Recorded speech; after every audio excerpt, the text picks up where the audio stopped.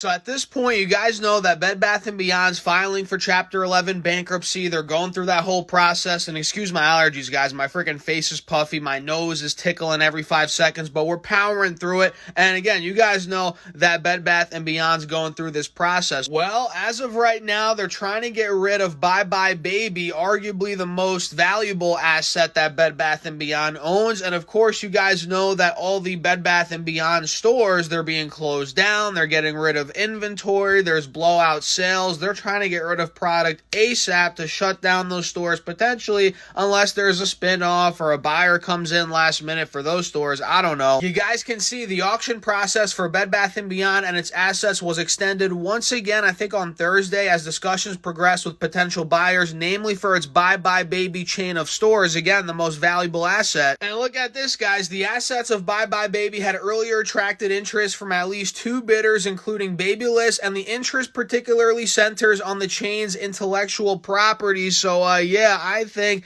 at some point, no doubt, Bye Bye Baby will be sold. And I think they did $1.5 billion of sales, or they're going to do that in fiscal 2023, if I remember correctly. So yeah, expect a buyer to come, maybe for other assets too. We'll see.